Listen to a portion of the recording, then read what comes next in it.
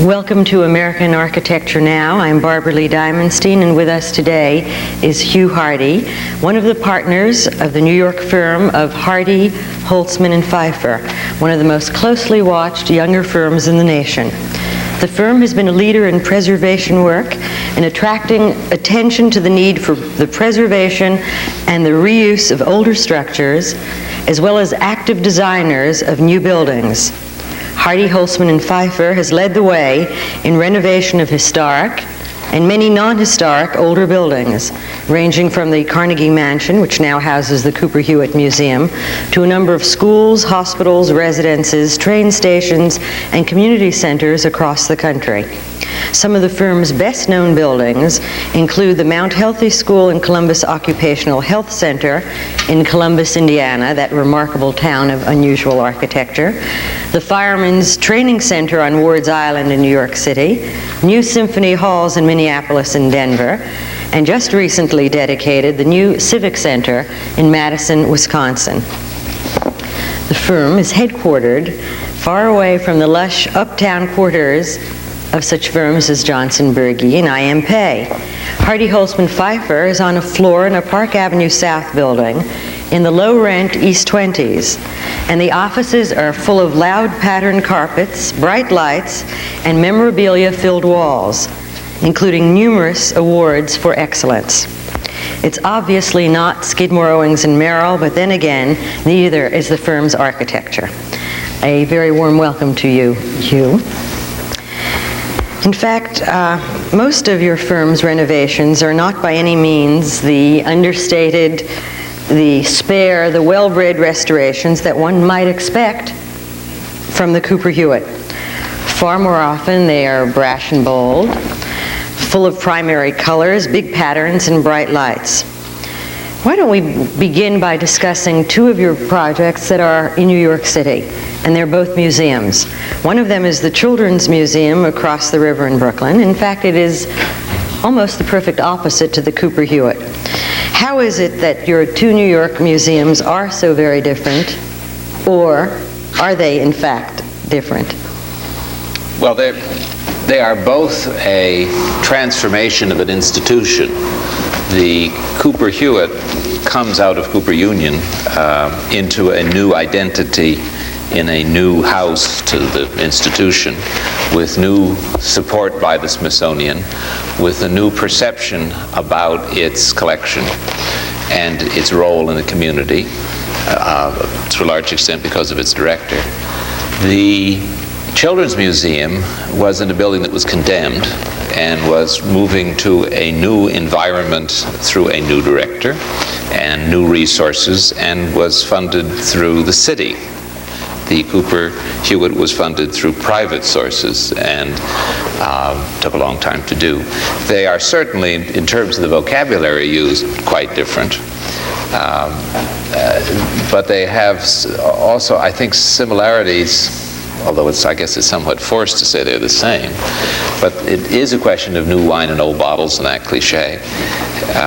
The Children's Museum was, and you know, that's now, 12 years ago, was an attempt to take a limited amount of resources and buy the maximum volume of space, and to achieve as much spatial variety as one could without a clear definition of the program. In the case of the Cooper Hewitt, you had a fixed series of volumes with a very clear definition of program and also limited resources, and it was built in phases over a period of 2 years. They were both very difficult projects to do technically because of the problems of a phase construction sequence. So I suppose they're the same and they're not. Your firm has designed actually many buildings for the arts, including many for the performing arts as well as the visual arts. Very often, the interaction between art, artists, and their public and flexible spaces, it appears to be part of the design philosophy. I'm thinking not only of the museums that we've just mentioned, but also the Adelphi University Theater, I guess an environment that emphasizes the relationship between the performer and the spectator. Also the multi-purpose Performing Arts Center and Art Park, which is in upstate New York, Lewiston, New York, close to Niagara Falls. I guess there you managed to turn a chemical dump into a center for the contemporary visual and performing arts. What do these projects have in common from an architectural point of view? Well, Art Park is sort of a miracle, and it shows, I think, a lot about the architectural process. It came into being in a crisis situation where the basic facility had been funded through the political arm. It was a question sort of Me Tooism. The people in that part of the state said, how come Canada has this glorious culture across the river? We ain't got nothing. And in honor of a local politician, a huge performing hall was built, huge, that is, to the region. And no one had quite believed it was there until it was halfway through construction. And the state discovered, through the Parks Department that administered it, that indeed it would have to be used, and it should be well used, and people should appreciate it, like it, and so forth. But it was completely unprogrammed. There was really no precedent for such a structure in that part of the state. So the people involved with the program put together on a temporary basis the idea that there should be one opening season of the visual arts combined with the performing arts. No one was sure what would happen to a ballet performance by the Niagara Gorge or opera or symphonies. But it seemed as though, since there were so many tourists that come there in trailers to see the falls and with kids and so forth, that there ought to be an experience during the day that would draw tourists. And the thinking was a little bit like an art zoo, that you could come and see artists at work. Out of that, of course, has grown something quite different in that it's now a permanent, I suspect, institution. Although it's all designed in that tinker-toy way so that it could come apart, it was just a wonderful excuse to be fanciful, like World's Fair architecture. It is now becoming permanent, and each year another layer is added to it. And the whole thing is growing parts that were never originally envisioned, all of which is perfectly consistent with the original premise that it should change and grow. But it's remarkable to see how the state funding has led to some highly creative works, and I think that one tends to think that bureaucracy can't do such matters, and it really has made an enormous difference in the visual arts field as a certain badge of honor of having worked at Art Park. Plus, the environmental arts now have a whole palette. They have that wonderful physical site in which to work. You made reference to the design premise. How does an architect design a space to promote the making and experience of the arts? Where do you begin? In that case, as I say, it was based on the thought that it could all come apart and go away. It was also based essentially on small-scale work. It had an initial premise much more towards crafts, pottery and things that were happening indigenous in the community. It was only later that the larger scale professional works came in place. So therefore, we tried to create something that would give you a sense of variety and a variety of kinds of places in an experience that's constantly changing.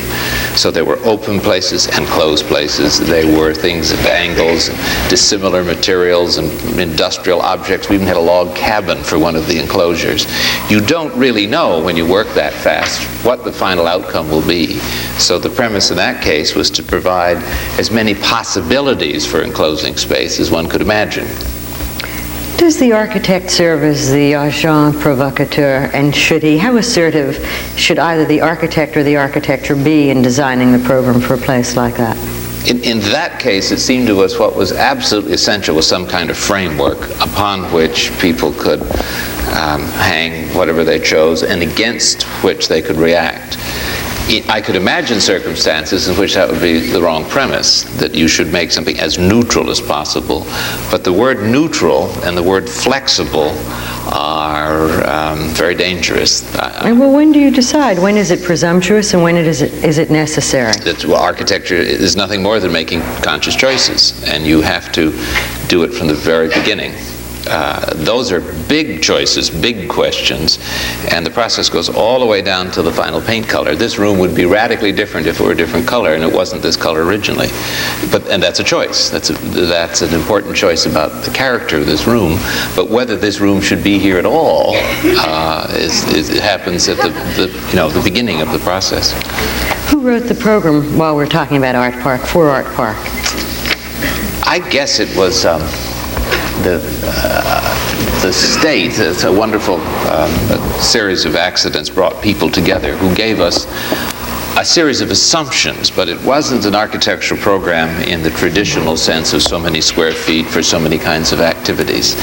The basic program idea was to have as many kinds of places as possible between a parking lot and an $8 million performing arts center.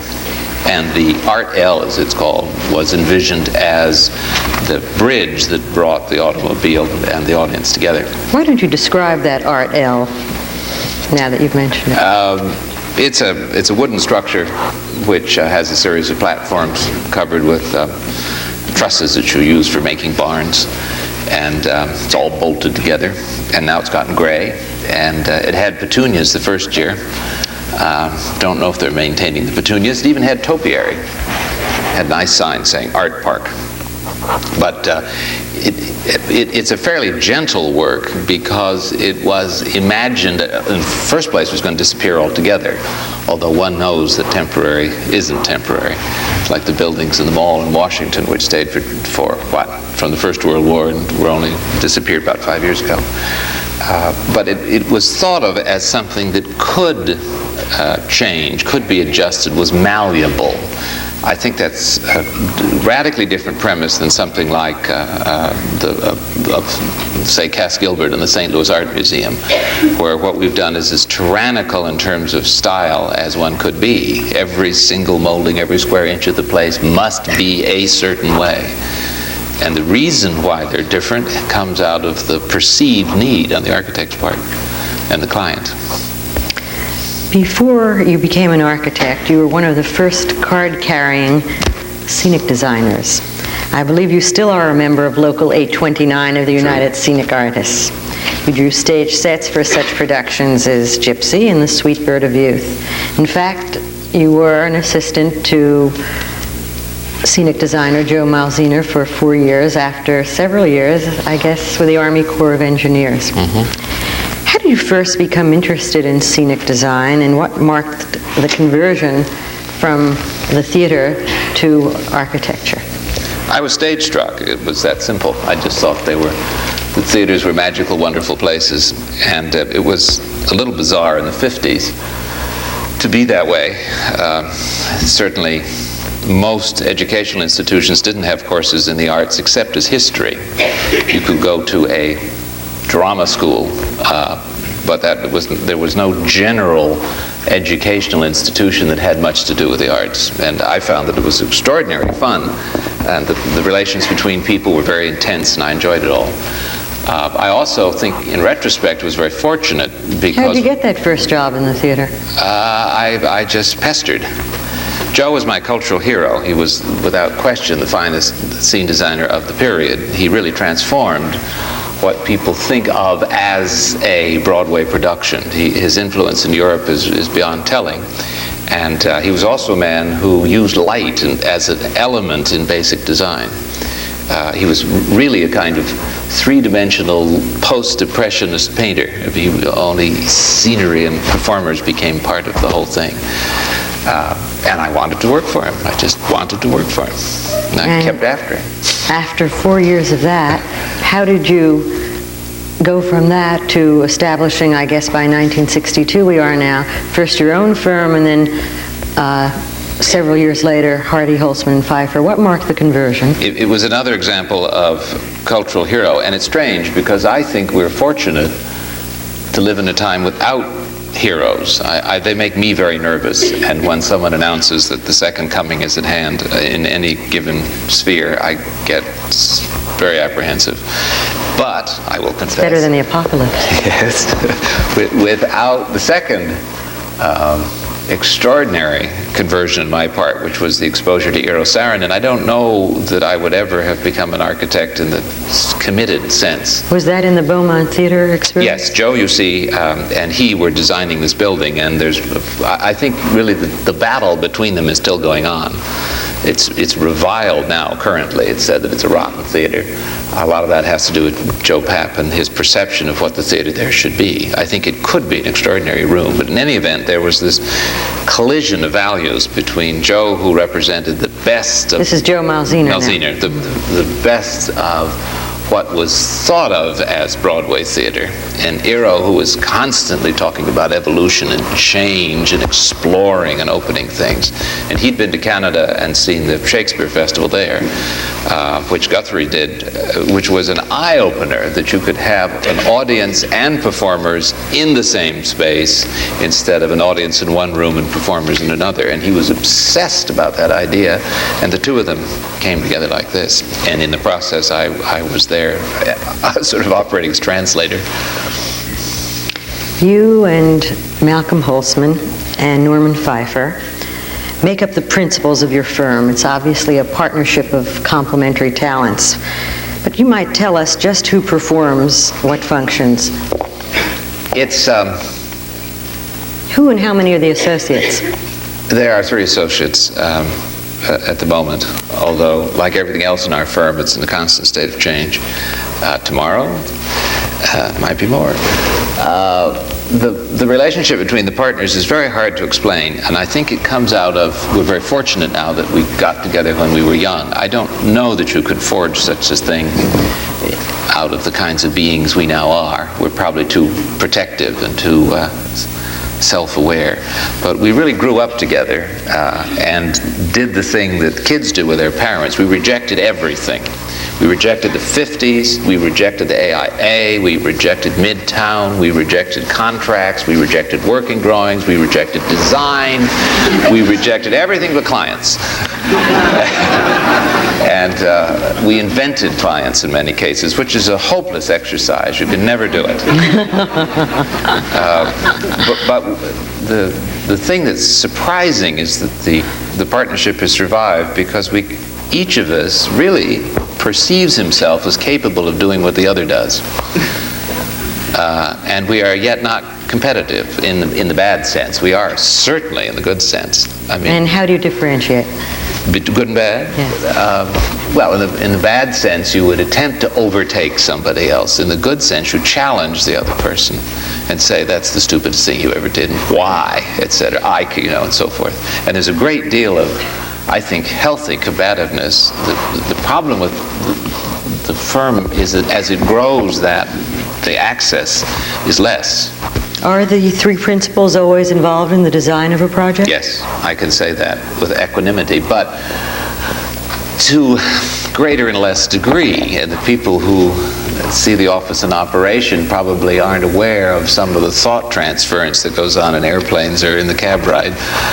There actually is a collaboration, sometimes fairly abstract, but because we've worked together so long, we have a very efficient means of communication which allows ideas to pass around, and it's great fun to be able to so interdependently do work, because I think that architecture itself is collaborative. No architect in his right mind thinks he does it all, and I suppose the theater he gave me that imagery, because the theater is all based on interdependence.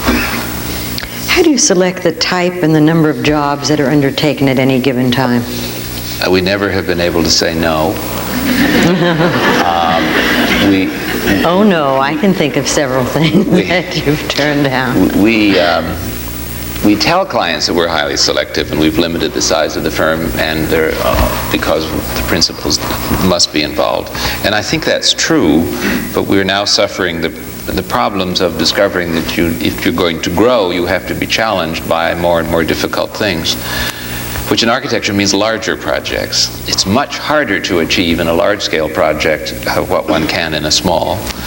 And yet I think that's the failure of modern architecture, or the failure of architecture or contemporary stuff, or whatever flags you want to wave, but there has been a breakdown about the scale at which we can control the environment and the results. The large-scale projects are usually grim beyond comparison, and we'd like to try and do something about that. But is it hard? You can see why large-scale firms and large-scale projects are organized in a military structure with, somebody here and then somebody there and then lots of somebodies and then a whole sea of somebodies and so forth, and a chain of command that works only one way. You do this. Well, it seems to me in today's world with inflationary pressures being what they are, that clients more than ever would be interested in the reliable and responsible services of large firms. How does a smaller firm not only manage to produce large and artistic projects, but do them in a business-like manner? How do you do that? It's a game of tug and war. Really, architecture is impossible. It is an attempt to resolve things which are impossible. The difference between the outside and the inside has never been resolved in any building ever. The great ones come very, very close from some premise or other. And the struggle between architecture as commerce, which it has to be, to get itself made, and architecture as art, which I'm positive it is, it's very, very difficult. But it's no less than any of the other struggles that one needs to resolve. There's always the problem about money in the project versus what the client wants to do. There's never been enough money for any client ever. And how does one make those choices? There are problems about time because architecture takes so long to do. I mean, projects that I was on the weekend at Madison. There it was, finally opened. Madison, Wisconsin, for the dedication of the Civic Center. Of the Civic Center. And there I am looking at something that we were working on 6 years ago. So 1974, what were you in 1974? What was I? Where were we in 1974? And the measure of that is in that building. Well, consider how the people in Madison, Wisconsin feel about it. I guess it was the longest running sideshow in that town's history, 132 years from the time that an early mayor announced that they needed a civic center. True. Till February 22nd, 1980, when it was finally dedicated. But I think we will discuss that project in more detail when we talk about all of your adaptive reuse and new construction projects.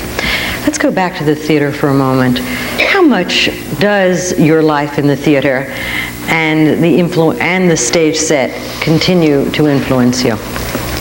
I think it was a very good experience because I know something about scenery and what it is, and I don't think architecture is scenery at all.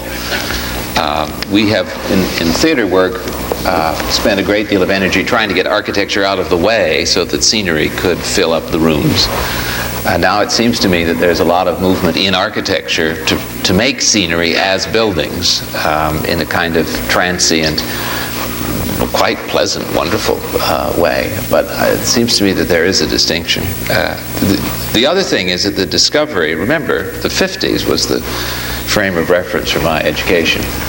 And it's hard to imagine the 50s sitting in the 80s. It really is. You have to do a lot of work to conjure up what that was like. But at that time, it was a world of black and white and ruling pens and very hard edges everywhere in architects' minds. There was no color. And the theater and scenery and so forth is nothing but color. There was no use of natural light, really. It was all artificial light. And in the theater you discover that all there is to know about light, that it has intensity and color and direction, and you can change these things. There was no real discussion or interest in the problems of scale, what makes things big and what makes things little. There was more concern about technology. And so exposure to all those things through the theater was just super. Actually, Architectural Record has gone on record as saying that some of the techniques that you use that are involved are closer to scene painting than contemporary architecture. I think they meant this in a rather complimentary way as well, because it was part of a very praiseful piece about your work. They went on to say that the buildings represent an architectural approach which lies between science and scenery, and accepts they extended it by accepting the juxtaposition of the old and the new. But is that at all fair, and is it accurate? Oh, yes, I think. To place you on that continuum? I think we're all doing the same thing in various ways. And it always happens. When you look back at a period of architecture, you can see how remarkably consistent, not uniform, but consistent the work is to either reaction or action. I still think that we're reacting against the 50s, even those who were never there. And there's a certain license to misbehave that comes directly from there. The business about is that how you see those colors? Those sometimes playful and brash colors? Is that the a world reaction of the decorative arts was the 50s? Yeah, I can't state strongly enough how narrow architecture was conceived as being. It was problem solving of a very specific and mechanistic type.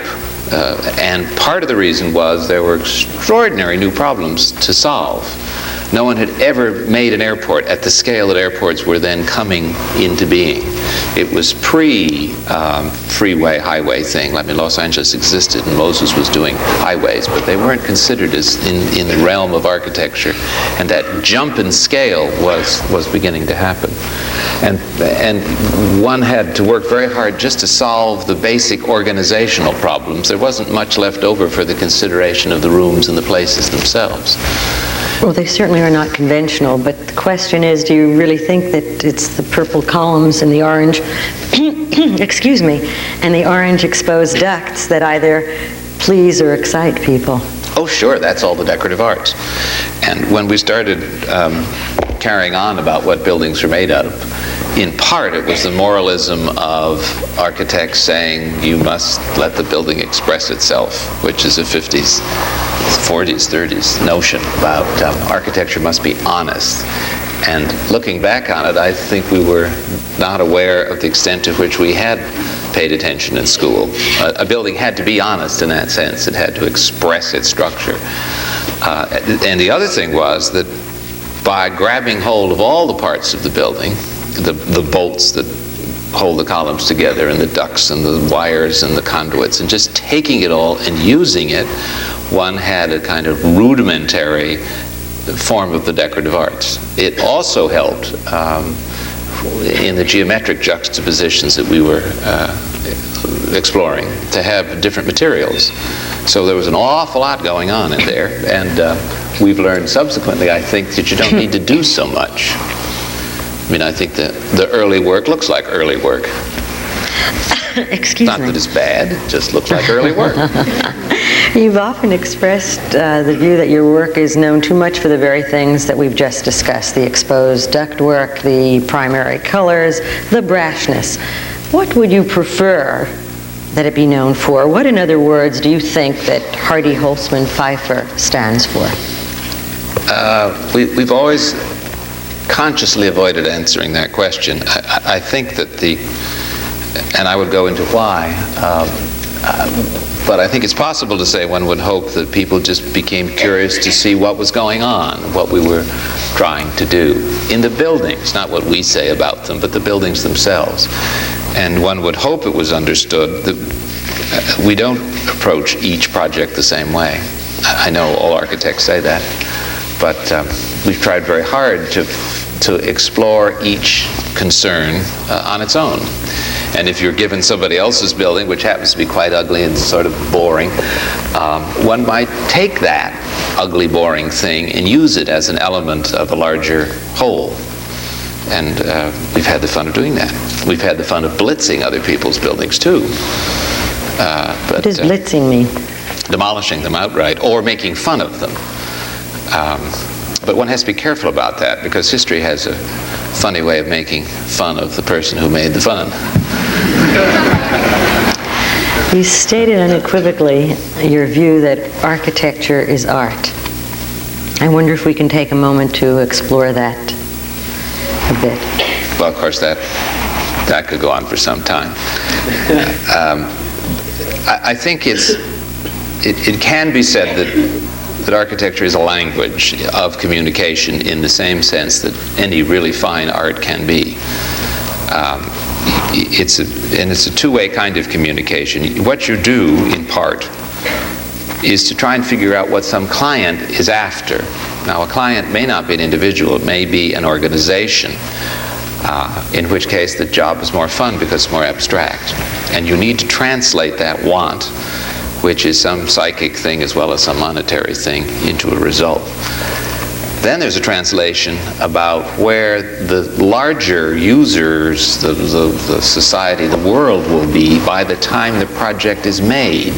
That's a guess, that's a hunch, that's an instinct that, that one could support restoration as an idea before it was conventionally interesting. There are lots of hunches and guesses and imaginations in the work of Cooper Hewitt, which are not perceived because what was originally there is now forgotten.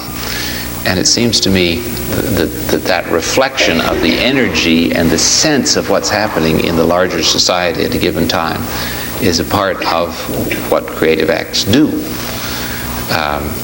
But in a sense, none of that's important because I think that the buildings are their own measure.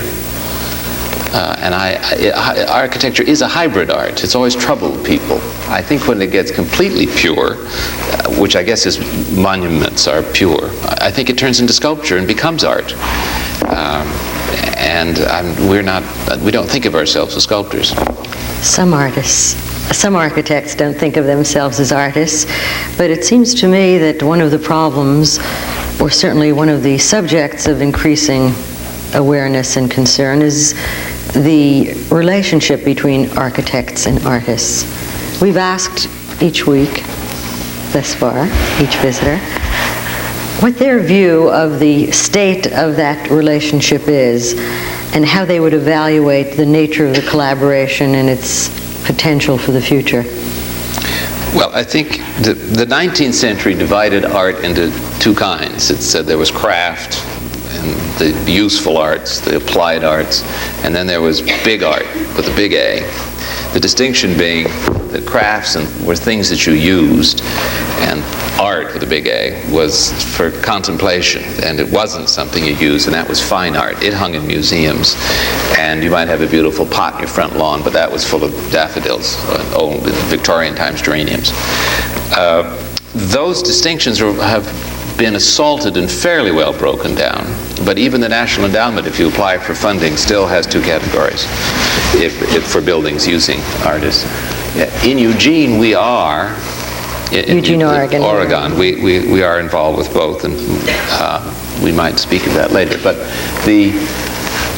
the distinction's an arbitrary one, and yet it's somehow useful. The really splendid Beaux-Arts buildings, think of the Public Library here, or Grand Central, or whatever, or the University Club, say, had an extraordinary combination of architectural sense with a lot of blanks that craftsmen filled in collaboration with the architect. I mean, for instance, there's a giant ceiling which clearly has to be frescoed. I don't think the architect cared that much about the details as long as it represented the sky and had something flying around up there and had some kind of high-tone symbolism that you could sell the client on. So you're saying that the collaboration did not permeate the project from its very beginning, even then?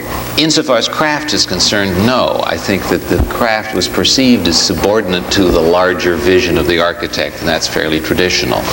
That still goes on. I mean, the terracotta details around Sullivan's, bad example, around just the buildings here on 12th Street were the product of craftsmen working within an architectural frame, and I think perfectly valid.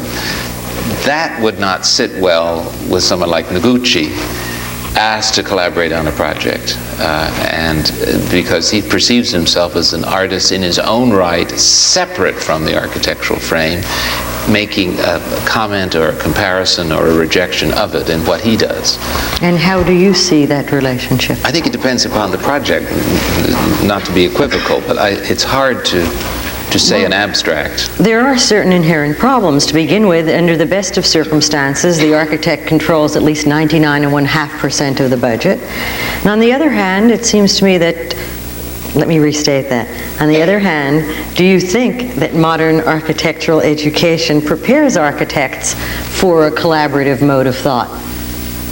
Not really at all, but contemporary architectural education is a desultory topic. It doesn't really prepare people for architecture at all. I'm not certain that anybody knows how to do it, so don't ask me. I don't know how to make it any better than it is, except by defining how awful it is. But there is out there, especially in this country, the most extraordinary juice and interest in making things. And tables and curtains and surfaces and tiles and to have architecture have no access to that energy is a terrible loss. There are problems of unionization, there are problems of coordination, there are problems of budget and all the rest. But without question, if those things could be joined, architecture would benefit. Why is there always a large work considered as well? I'm always struck by the fact that there is very little attention, if there is a collaboration, to graphic arts, to crafts, to video, photography. There is very little consideration given to that. It's damn hard to do is part of the problem. It takes longer. It muddies up the process that the architect envisions. The architect never has any time either, and never has the right fees, and on and on and on.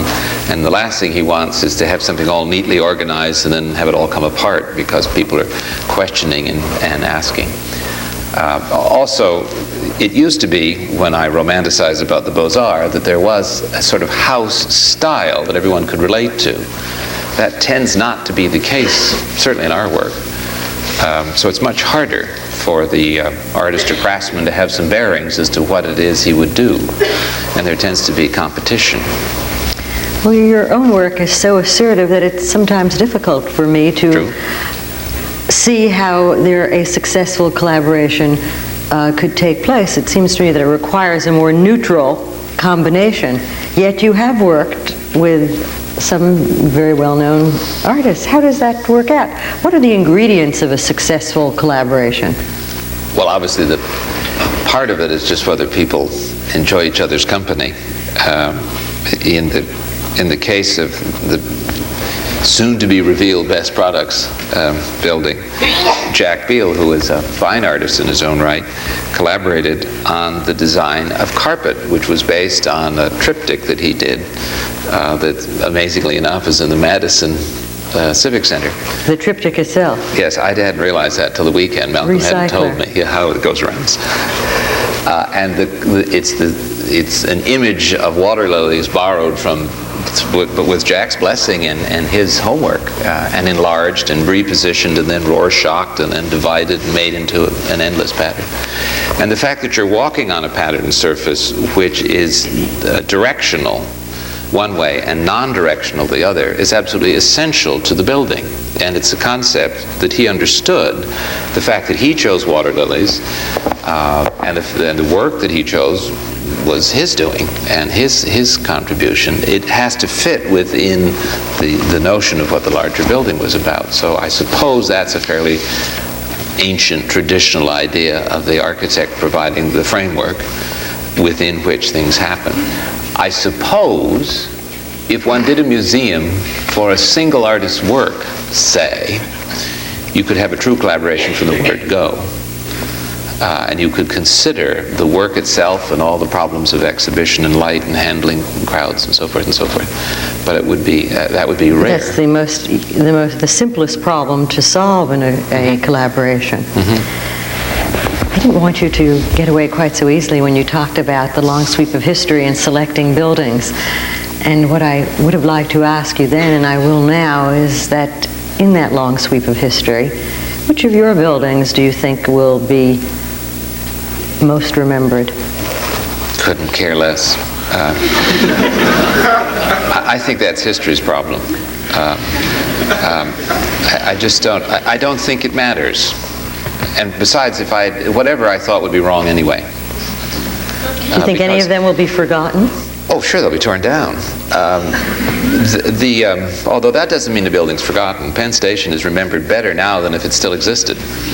Are there any that you'd like to have forgotten? Oh, sure, but... For example? I'll never tell.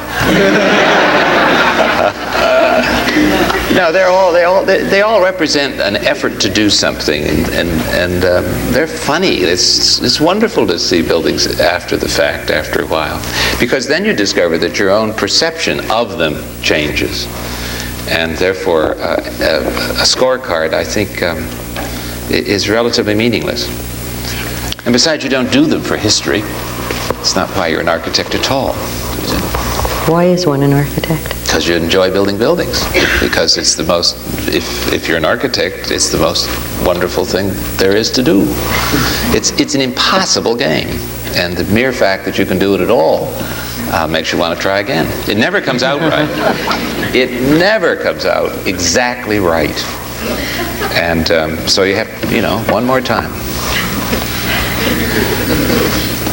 And certainly not what was intended to be a cynical note, you said many of them will be torn down. Well, not if there are future Hardy, Holtzman, Pfeiffer firms around. God help them, anybody restoring our work. Can you picture that? So.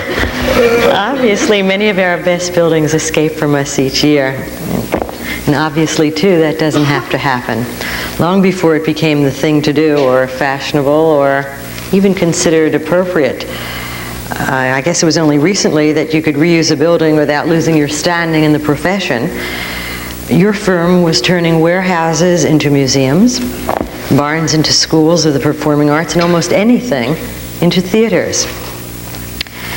I think that it is commonly accepted that Hardy, Holtzman, and Pfeiffer are one of the foremost exponents of recycling. By way of example, you have redone the Galveston Grand Opera House, the St. Louis Art Museum, the Cincinnati Playhouse, at least in Phase 1. Almost everything you have done has really been a recycling of one project with an addition of another structure added to it. Closest to home in New York, of course, is the Neo-Georgian, perhaps better described as Victorian wealthy, 1901 Carnegie Mansion that became the Cooper Hewitt Museum. Practically every instance as well, you neither tried to preserve the existing buildings intact, nor alter them so radically as to lose their good qualities. You call what you do interpretive restoration. Can you tell us what you mean by that? I think it's absolutely essential to understand that scientific restoration is physically impossible. And the bulk of restoration is conceived in those terms, and it's a very simple-minded idea that science is architecture, and enough technology applied to restoration can turn the clock back. Therefore, you could fix all the paint colors by analysis and repeat them as they once were. You could find what the original structural drawings were and recreate them on and on and on and on. The thing that you cannot recreate, even if it was last year at the rate we're proceeding, is what the people were like who perceived and used the environment and how the place is thought of. I am certain that the light level that's in this room would have been unimaginable to the man who designed it. And yet we accept extraordinarily high light levels now as not only reasonable, but the law has made them mandatory for public spaces, so that when you restore a building, and if you put back gas lights, not only would they smell bad, but they'd be illegal. The most absurd example of this is the Ford's Theater reconstruction, which is not a restoration. It's conjectural because it came out of photographs that Brady took for the trial of John Wilkes Booth. And the Park Service, being of a pseudo-scientific bent, prepared drawings saying this is what the room was. And they were built, almost. The only problem being the seats were so narrow, the aisle spacing was so tight that it was physically impossible by law for people to occupy the chairs. So the Park Service said that it would be used as a tourist room. People would be ushered into it, 12 at a time, and there'd be a sound and light show on stage about Lincoln. The thing cost, I've forgotten now, I think about $8 million, and that was to be its use. I mean, that's the sort of ludicrous extension of the scientific restoration. And I suppose Williamsburg is too, when you go there and see. It's a reconstruction, if I may. Yes, because but nothing existed except, I nothing at guess, all. several footings and drawings in one chair. And that is, in all of Williamsburg is from its original But the illusion that you could do that gets the restoration people into really weird problems where they have to reproduce kitchens, and then they reproduce slaves, and then they reproduce fat, wonderful people in slave costumes polishing brass, which is, ludicrous in the extreme. So that it is really physically impossible, conceptually impossible, morally indefensible to think about turning the clock back, and only a rich society would even consider it. What always has to happen is some interpretation of the way things were, and it's the spirit of the work that's most important anyway, not the details. Are the two factors that most require interpretive restoration circulation systems and technology? Usually, the way in which people move through the building, and of course the farther back in time you go, the more difficult the problem. The way that people move through the building is no longer acceptable legally, and usually the use has changed to some extent, even theaters. Why don't you tell us of your efforts to recreate the Galveston Grand Opera House? Well, that's clearly an example of interpretive restoration because... And scenery. Together, the 1900 hurricane blew the thing away, all but about 3 walls of it. So that when it was rebuilt, it had changed. Then in the 20s, it was remade. We have some photographs of that. Then Cinemascope came and blitzed the interior so they could get in the big wide screen. So what was left was really only a memory. And that's being restored out of nostalgia in a state that discovers it's lost a great deal of this past. And it's very hard work because it's all a matter of judgment and feel, and you don't really know what you've done until it's in place. And we had to reconstruct the boxes on the side of the stage, but we also had to provide lighting instruments, and the two they collide with one another. You have to be able to have all kinds of performances on the stage, including rock groups, and that collides with the requirements of the sound systems. I wonder if you would describe for us some of the symphony halls that you have been involved with, some of the philosophy, some of the color psychology, and the use of something that I assume is central to your work, and that is the rotated grid. The Minneapolis Hall, I guess, has a slightly rotated thing there. That was done for emphasis. The building is really very small. It's only 4 stories.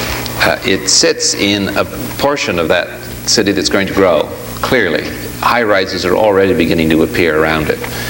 And it seemed as though something should be done so that the hall itself maintained its importance even when it had larger structures around it. We therefore set it back from the main street, which was not the original scheme, and we slightly rotated the hall itself. We had the fun of working with Cyril Harris, who is an autocrat about the nature of what acoustics is, and demanded that the hall be separated from everything around it by a 2-inch gap. Nothing must penetrate that, and there are only 2 places where a rain meter has to go through and electrical conduits come out, that there is any physical connection. So we had this wonderful problem of the clear necessity to shape portions of the building in dissimilar ways. We also had the wonderful fun of the client saying musicians are first-class citizens and there's no reason why they should be treated differently than the public. So there was the architecture, a kind of inert lump turned, surrounded by a profile of very open, almost office building-like stuff, which contains public spaces and the musicians. And the backstage vocabulary and the audience vocabulary is the same. The color scheme is the same, the materials are the same, because Minneapolis is proud of its orchestra. It didn't want to have you think that they were just the paid help. And it's an extraordinary client that way. Also, that hall was built in a year and a half, designed and built in a year and a half. Is that the only fast-track symphony hall that Ever. exists? And it is to the community's credit that it all happened. It's an extraordinary accomplishment. On the other hand, it produces some sort of ragged results that an architect would like to have different once he sees it. But it's inherent in the building of it. What would you have done otherwise? Much of the detail, especially in the curtain wall, isn't what the idea was, and it reads strangely vertically instead of horizontally. And it looks too much like an office building, not an interpretation of one. And it would be just very small little things would change that. You remind me of a question that I've always meant to ask you, and that is the wall that I have never quite understood, that extends at the Mount Healthy school. It's easy. Perhaps you would describe the open plan school and the wall that I'm referring to, and what its role and its relationship to the rest of the design is. The school's very simple-minded. There's a right angle of masonry, and the two ends of it turn into these questionable walls. And packed into all that is an open plan for about, as I remember, 400 kids. And then diagonally running through it is a spine. That's the one place you get to organize yourself. If it weren't for that spine, the interior of that building would be so confusing, you would never know where you are. And the school was designed for expansion. So you would expand at the ends, and we thought it was important to make clear the idea that the building was not complete just because we had been around to do something. And indeed, the broken open ends are an invitation to fill in some more. I would think it would be possible to fill in some more without being slavish about the original, too. It would be fun to see somebody else tackle that problem. We made reference earlier to the most recently dedicated effort of Hardy, Holtzman, and Pfeiffer, and that is the Madison Civic Center that was dedicated 132 years after it was first proposed. In fact, it is a miracle, a wonder that it was built at all. I wonder if you would tell us of your rather theatrical solution to that problem. I guess it's theatrical. Well, it is a movie house. Yes, that's part of it. It's an absolutely superb project, and I will be very interested to see how it sits with critical evaluation and in the larger community. I know how it sits with the people for whom it was built, because they had to lock the doors to keep people out. I think you should tell us something of the history of that project, because is it worth going into? I think briefly it is, that you should make some reference to the visionary Civic Center on the waterfront that Frank Lloyd Wright, the near neighbor and not locally venerated architect, had first proposed, and what has happened from the early time to what you have created. Instead of a lake shore location, a downtown State Street location that is obviously significant to that city and its revitalization. Can you give us a brief description? It's hard without going into a whole lot of detail about Madison and the solution there. But what is interesting is that there is the symbolic capital of the state rising on a hill, dominating everything in sight. But the actual physical energy of that community lies at the university. And the university is a mile and a half, as I recall, the main buildings from the state capitol. And there's a diagonal street that cuts through the grid of the plan and joins the two. Our project sits between them. But Wright, Frank Lloyd Wright, from the beginning of the century, almost, oh no, it was not that early. It was, the project was proposed earlier, but his involvement didn't take place until the early 30s.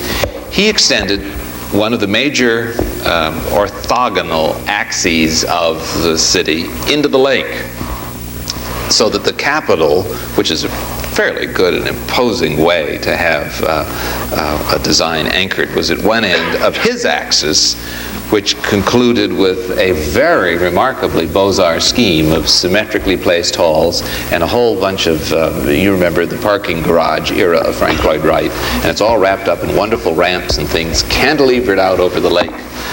That tension between this very big Beaux-Arts building and what was supposedly a modern solution, and it was for the period, was extraordinary, stunning design, and a great poetic, romantic statement, beautifully rendered with sailboats in his fine hand listening across the lake. And the only trouble was that it was so romantic and so such a dream that the physical cost of putting this building in a lake, which the shoreline goes down like that, was a price too great to bear for the constituency. And every 2 years there would be a referendum about a bond issue. And some people were kept alive, it was said, by being able to come out and vote for it or against it. And you would see people you hadn't seen in years because it was time to vote for the bond issue or against the bond issue again. And finally, when Paul Soglin became mayor, it was voted down for the last time. Now, he was a student in the rebellions of the 60s who had gone up State Street, the street that connects the Capitol with the university, trashing the stores about Vietnam and all the rest. He then was elected mayor and said, and the joke about Paul is that he didn't get a postgraduate degree, he got mayor instead. And he did an extraordinary job of bringing the community together. He ended up wearing three-piece suits and being quite reasonable. The statement on his part and his conviction that the total community, not just the building, not just all these wounds, but the total community would benefit from reinforcing that major street and having activity downtown, led to the purchase of an old movie theater, an old department store, neither of which in any sense of the word a distinguished architecture. They're far fancier, crazier, more wonderful, exotic, and exuberant movie palaces alive. And a Montgomery Ward catalog store is a Montgomery Ward catalog store, and that's of the 50s as well. Of the 50s, vaguely Georgian. I mean, very, very faintly.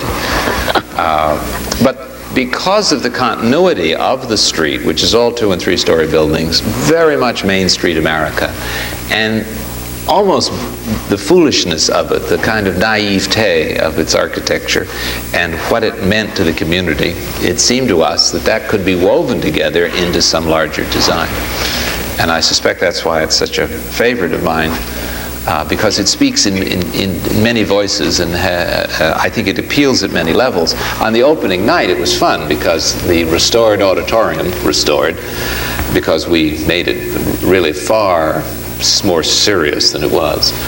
We lowered the color intensity and made it much more like autumn and much less like midsummer, and toned down some of the Spanish stuff, but not too much. Is this a change in direction for Hardy Holtzman 5? Well, it needed to be. The room was a little schizoid, and we arrogantly, you see, thought we were helping it out.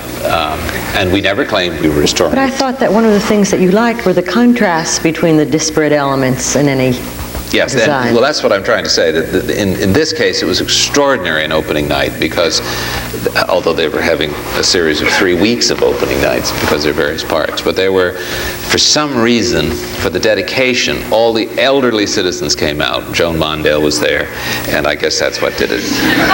They wanted to see government in action. Right.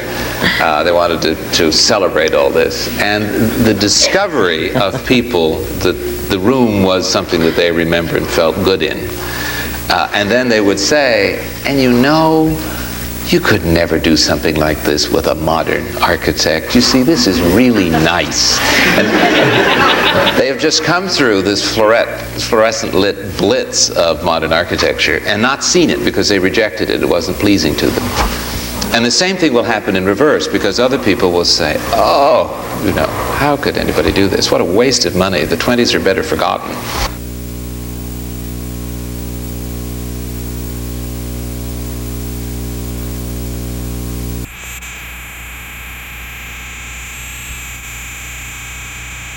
How much did the entire project cost? Well, that's a game of numbers. Some days they say it cost 20 million, which includes everything in sight. Some days one says that it cost about 12 if you included all the furnishings. What's important is... The Capital Times says it's the best bargain they ever had. It costs half of what new construction would. That is the point then. Although that's a little slippery, because if it were new construction, the last thing on earth you'd do is to imagine a 1927 somewhat Spanish movie house interior. With a red, white, and blue lighting effect. Red, white, and blue lighting effects. It happens to be, because it was built at a very good period by very good movie house architects, it happens to have wonderful sight lines, a very direct relationship between the stage, especially this one big balcony, and you feel very good in there. Performers feel very good in there too. I suspect, like most creators, your last offspring is one of your favorites, as you mentioned. I think we should be talking about your next dedicated project, and that is Spirit Square, I guess, in the spring of 1980 in North Carolina. Yes, we've had the wonderful fun of practicing in many communities, and as well as in various parts of this one. And when you go to North Carolina and discuss the reuse of a building, astonishingly, you are looked at askance, as if that's a very peculiar thing to do. And when you think of the traditions of the South and you see how many of the homes are covered with moldings and dripping with reproductions, you would expect some continuity there. Not at all in the public sector. Progress means shiny new things, and they've got the zoomiest But not until hotel. the 1950s and urban renewal. They tore it all down. There's no downtown Charlotte except for one little piece. And But that is the this most church. cohesive part of that whole urban sprawl, is it not? That's why this project's so remarkable, that it is a change in the thinking of what buildings are, of what a community is, of what a downtown is, of what a main street represents. How did you arrive at the name Spirit Square? I didn't. It was done there with the arts groups themselves. It's a combination of professional organizations and local artisans. And they felt that it was a matter of spirit, and they wanted to say so. I thought it was because it was a Baptist church that was one of the recycled buildings. It was originally a Baptist church. One of them, again, you never know. Startling things to me is that on both sides of the auditorium are stained glass windows, and there's the Lord God Jehovah coming down on shining beams, and I assumed that they wouldn't stay. But there would be some sort of blasphemy involved with that. And they've become the house lights for the auditorium. Everyone thinks it's great. The baptistry, which is where one went to conduct the basic business of the church, has been taken apart. It's all marble, re-erected in the lobby, and it's the box office. Among the towns that you have worked in is one called Washington, where you are about to, I guess you recently signed the contracts for what is a very major effort as part of the Pennsylvania Avenue redevelopment. You have a particular preference, it seems to me, Hugh, for 1901 buildings. I'm talking about the Willard Hotel that was designed by Hardenberg, the same designer responsible for the Plaza and Waldorf hotels in New York. A building that was, I guess, minutes away from the Wreckers' Ball, that was saved after a lengthy and heated court fight. Nonetheless, after a competition, it is your firm that won that competition, and what you have designed, in addition to the renovation, in fact, I think you're calling it a remodeling of the Willard, is an inspired work that places a new building between the two old ones. Again, the new hotel is built on a rectangular grid. The old Willard follows the diagonal of Pennsylvania Avenue, and your new hotel is on a rectangular grid. Will you describe the new building to us? And while you're doing that, will you tell us that why you did refer to it in an interview in the Washington Post as postmodernism. Can you be a little more precise in your description than that, please? It's a complicated project to discuss. It's probably the best example of the office in collaboration that I know, because the fact that I'm here speaking about it in no way means that I designed it, or that Malcolm, who was closest to its origin physically, designed it, or that Norman and so forth. But more importantly, what we did, competitions are strange. They're sort of unnatural creations because you don't really ever know what the ground rules are. And we invented an image, not a serious, thought-through piece of architecture. We invented an image which was based upon a different geometry for the new building, which was built out of elements taken from the old building. And we provided an image which said, in fairly imprecise terms, somehow the vocabulary that we use will be very similar, but not the same, as what Hardenberg had used, Hardenberg who did the plaza here. If you go to the south side of the Plaza Hotel here, you'll see an extension by Warren Wetmore, which is a 20s version of this same possibility. But we didn't have to, by the nature of a competition, explain what it was made out of. We only had to say how much it cost. And in the course of development, it's clear that we still have not resolved what it's made out of. And it's a fascinating problem. We have said that maybe it's terracotta and masonry, in which case, are we using Hardenberg's vocabulary all over again 80 years later? It doesn't make any sense. This is probably immoral to even consider. Wolf von Eckart, who was a strong supporter of the design and remarkably helpful in securing us the commission, really said in public. In what way helpful? By his newspaper? He wrote banner articles on the front page of the Post and said, oh, in essence, thank heavens we've come home again. Contemporary architects can pick up the threads and the ravel sleeve, and we can go on and have this continuity, and Hardenberg was right, and let's have more of it. I hope Wolf isn't here because I'm exaggerating.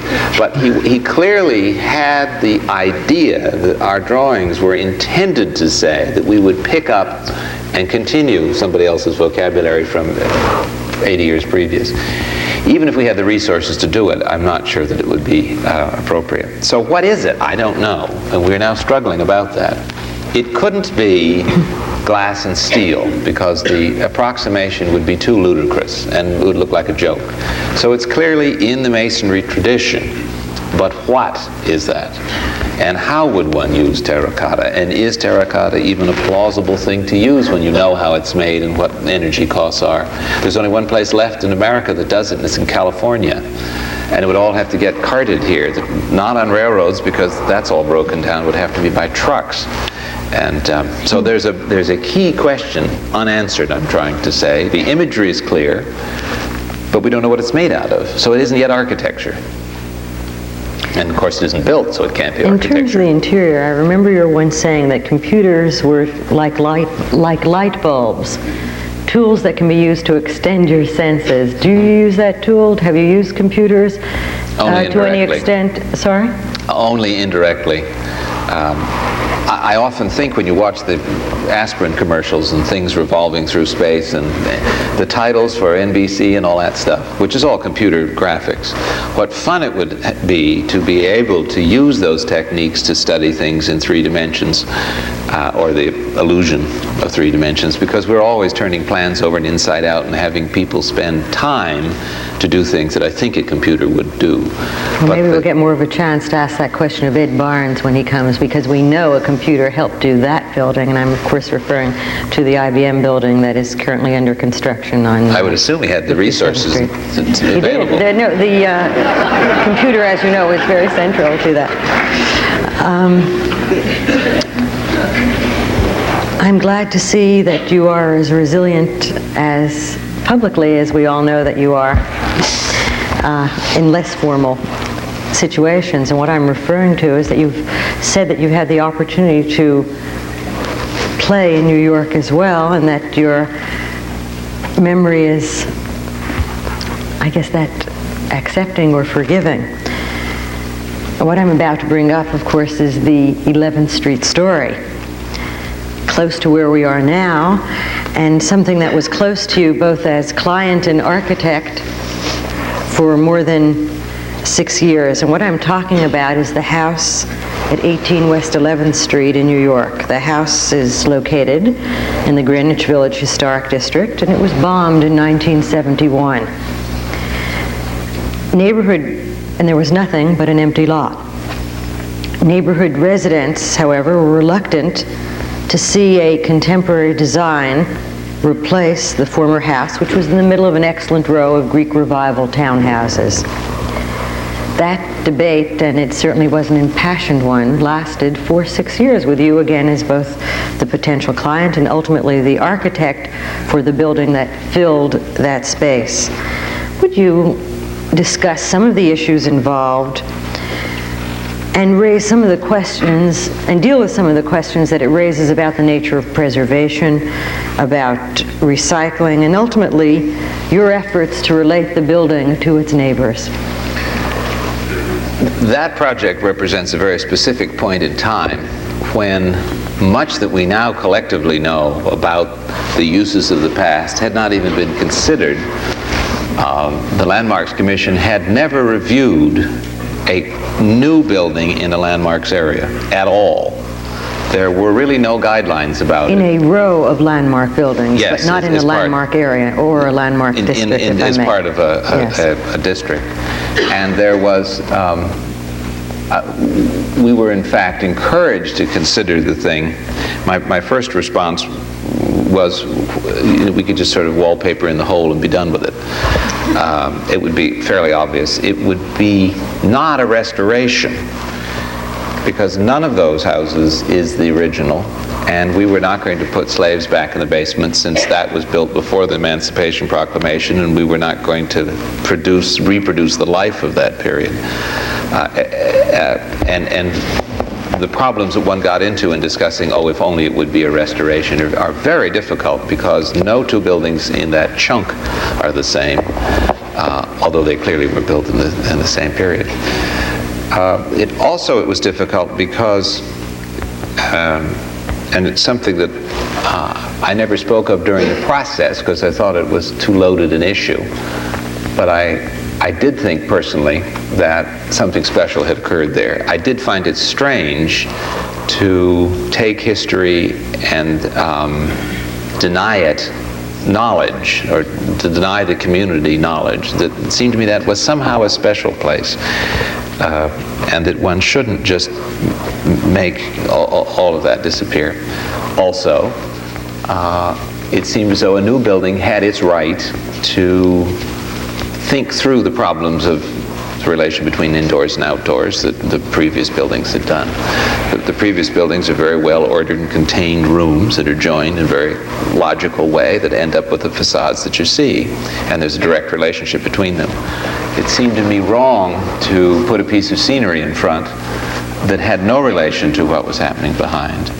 And it was interesting, we had really extraordinarily stimulating conversations when people weren't misbehaving. And one of the solutions, which I think would have been more acceptable to the community that opposed it, but unacceptable to us who would live in the results, was that you replace the plane of the wall, and anything that you did in the way of modulating or expressions and so forth took place behind it. In other words, you would adopt one pose in public and another in private. You can do what you want to in the bedroom, but don't do it in the street. The problem with that is that, of course, it's an extraordinarily limited, tiny little piece of land. And any trading back and forth had to somehow advance in the street. And of course, the logic of the plan was that by turning it diagonally, you could create long dimensions in a space that's quite narrow. And I think it's true. I think it's an extraordinarily successful inside that way, that you are not conscious of how small the physical volume is. But of course, the house was not built. That's why it's such a wonderful project, because why cities are so wonderful, because there's this contract between the life of the street and the life in the buildings. How does the building that was ultimately designed differ from the building that you had originally designed when you were the client as well as the architect? One window moved 4 feet in honor of the fact that the current client's very short. Originally, before the original approval was given, It did not have the stoop reconstruction that is now in place. This is the first approval. No, the first approval included the design as you see it, with the exception of this one window moved. But the original thought did not go so far as to restore the stoop the way it is now. And that was because of a technical problem, which Landmarks has now resolved, that you were not allowed to restore a stoop because it was on city property, and you were not allowed to build privately on public land, which shows you how long ago all of that was.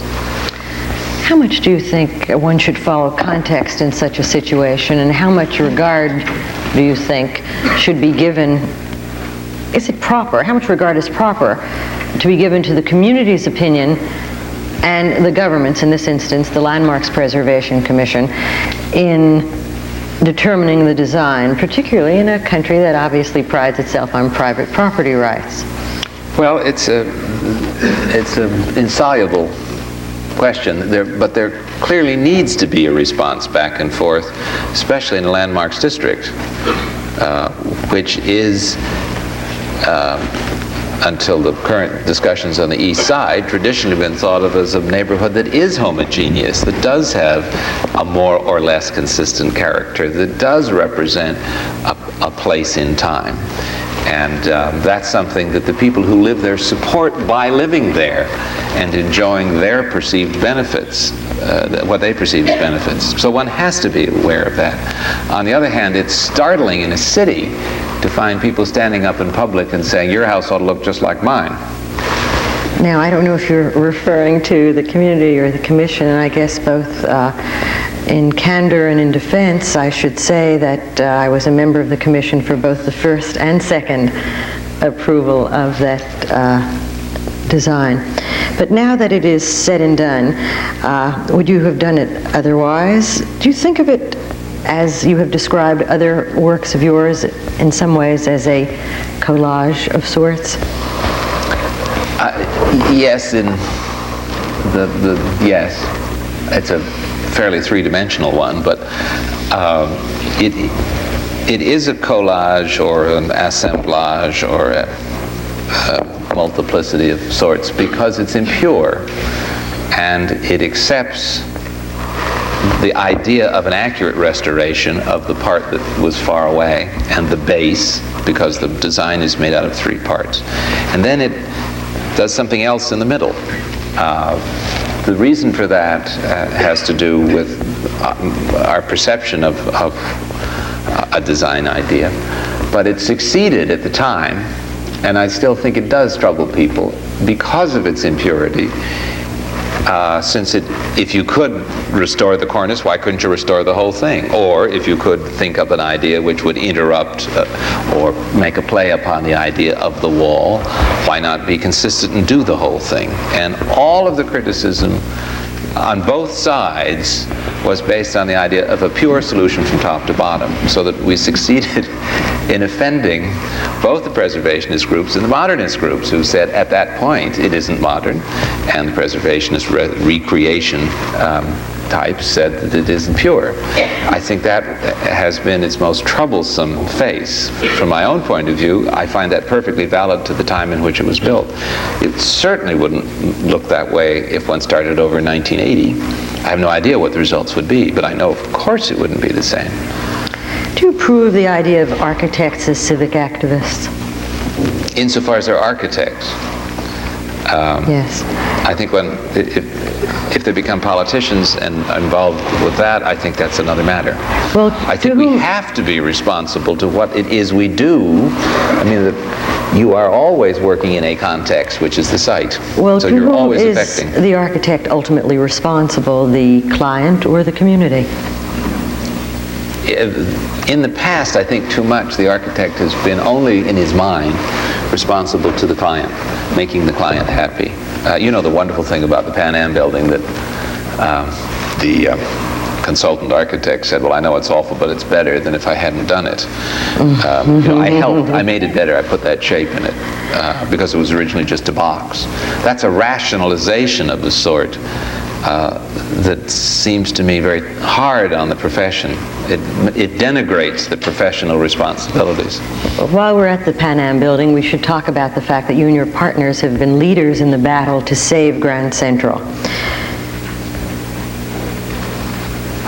What are the issues there? I guess that has been discussed at great length in the remaining time. If we could do that briefly, I wonder if you would really comment on the fact that there was a large body of opinion that felt that the terminal had already been ruined by the Pan Am building and by all the advertising within it. Well, that's true to an extent. It still is, and it's wonderful to watch it now get mirrored by that wavy glass facade of the Commodore. It is, without question, one of the most extraordinary structures in the city. It created Midtown, and its problems are one of success. Its problems aren't that it didn't do its job, it almost overdid its job. The great lure, though, in this part of the city that it invented is that there are millions of square feet of unused air rights sitting in that, sort of invisibly up there in that space filled with light and air. Well, you had a very tangible idea of how to fill in that space, and I wonder if you would tell us what that idea is, and perhaps you might also tell us how you could justify designing a building to fit into that space, considering the fact that you had such public opposition to the Breuer design. Well, the rationale is now lost. At the time when the buildings were still in single ownership of the bankrupt railroad, and it included almost a dozen buildings that go from 42nd Street way up practically to the Waldorf, there was an urban possibility there for the redistribution of those air rights through the surrounding blocks. It was attempted when Jack Robertson was working against the design of the tower over the terminal. It was attempted to transfer air rights to the Biltmore site.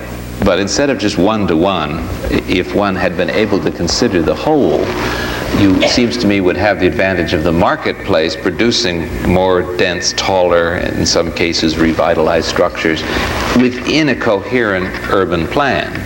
Now it's happening anyway, because the post office building is being rebuilt, the Canadian developer's taken another one, the Biltmore and so forth. They're being higgledy-piggledy dealt with, and the resource isn't being properly used. Thank you for sharing so many of your resources with us, Hugh, and as well as your rare ability to combine historical sensitivity with a very modern sensibility. Thank you for being with us, Hugh Hardy, and thank you, audience.